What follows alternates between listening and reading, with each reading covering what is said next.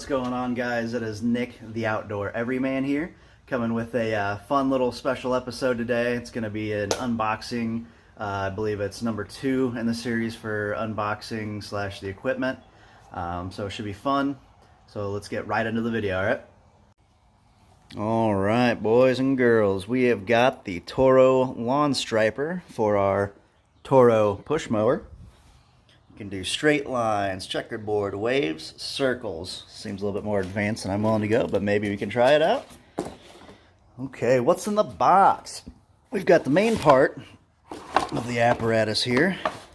This is what spins. I haven't looked at a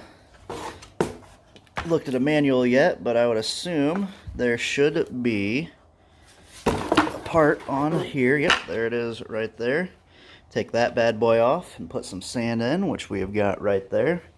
That's what's going to weigh her down. So that will sit like that on the ground.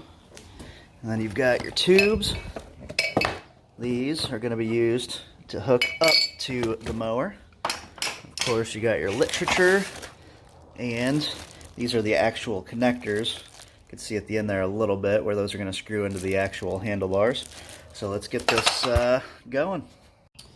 Alrighty, so this is going to clamp over this bar here.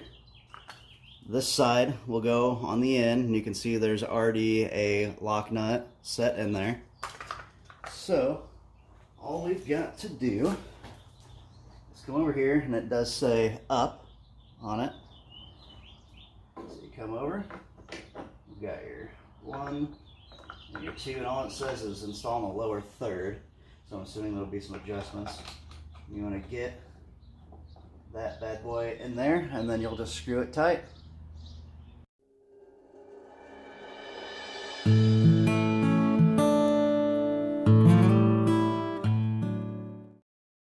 Okay, so I got these two on, didn't tighten them up all the way. Just like anytime you're working on furniture or grills, really anything with screws, just leave them a little less tight. That way if you need to adjust, it's a lot easier. And then if you can see, move you out of this here, you've got 2 screw holes for your 2 screws. So let's get that going.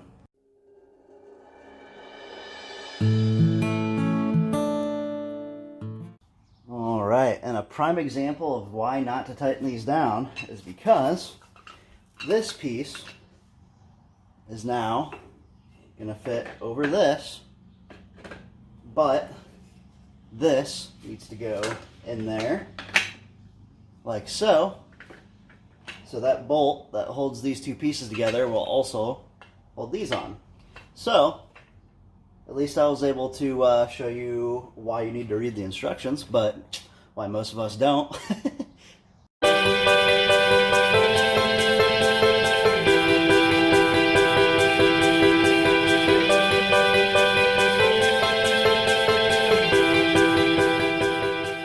Okay, so I got this loosely put on now. I'm going to do the other side, and then we'll figure out how the apparatus goes on after that.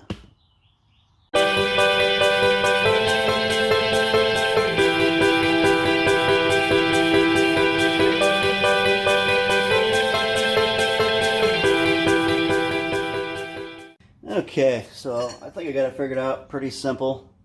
You've got a tube with notches. You've got 2 of these bad boys with the little pin depression. So you're going to put that in there, and we're just going to sit it in one of the holes for now until we figure out what we need to do setting-wise. Alright. The pin is kind of stuck on this one, I'm seeing, so hopefully that's not an issue. You can see that right there, so I'm going to have to try to work that out. Interesting. Well, bear with me here. I'm going to see if I can fix this real quick. Okay, a couple liberal hits on the ground, popped her right back out. So, we'll continue. Go ahead and get that bad boy in there. Poppity pop. And this is going to sit, there's a little hole in the front of that roller that I'll show you. So what would make sense would be come out here, pop this bad boy in here. Again, I'm just going to find a hole. Keep your mind out of the gutter. So that one side's done. We're going to do the other side, and should be able to get that roller hooked up. And then of course I'll take it back off to get the sand in. I just want to make sure I got it all good.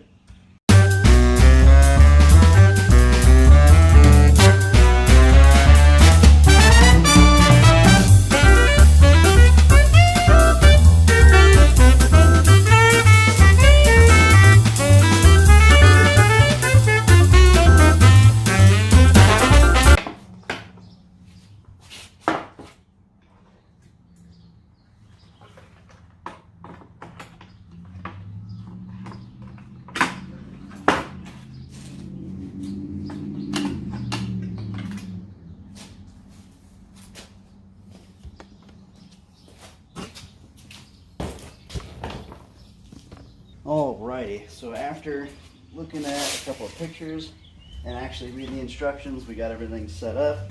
We slid these up just a little bit. They say angle this part as close to the mower as possible. Left a little bit of a gap, and then no less than 3.5 inches ground clearance. It wants more than 3.5, so we're right there.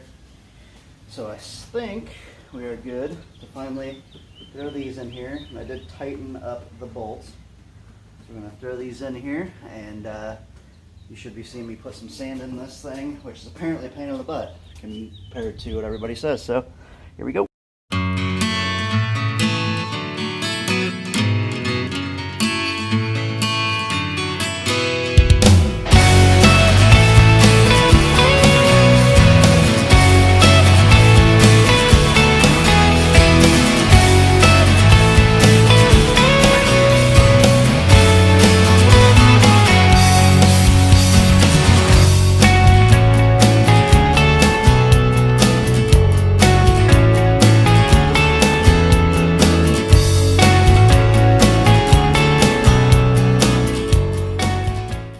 Okay, so that took approximately 30 minutes to get this thing full.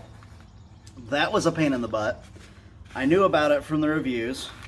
Didn't think it was going to be quite that bad. You definitely want dry sand, or else it's going to be clumpy and it won't work in the funnel like you saw. So I'm going to hook this bad boy up. I'm going to get it hooked back up, and I'll actually do probably a pass or two without it on, pass with it on, so you can kind of see the difference. And I just twisted that back on, and then I'm going to go mow. Heck yeah.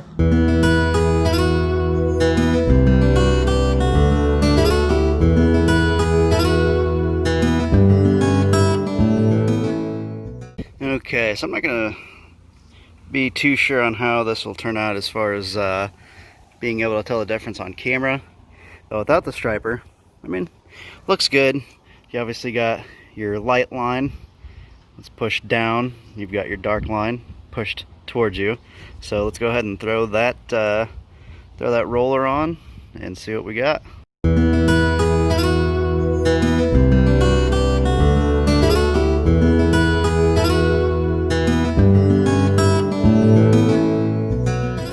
Alrighty, so I'm gonna have to apologize for my line right there. I actually had a little bit of a low spot and it picked the front of the mower up. I wasn't expecting of that, but you can tell that is a lot darker than that strip. And this, it's harder to tell on camera, but it looks way nicer than that there. So I would say at least a 50% difference. So for the money, not bad. That's what she looks like attached. I might think about going with I think it's called a Checkmate, the one with the wheels, just to avoid the sand, but from what I've seen, the differences are about the same, if that makes sense. They're very similar. Or if you make one yourself, I think you could get about the same results for saving money, but I'm happy. It's going to bring my striping game up to a whole nother level. Let's get it. Alright guys, thanks for watching. This was number 2 episode in the series of the unboxing and review / equipment. So I'm gonna get to mowing this lawn.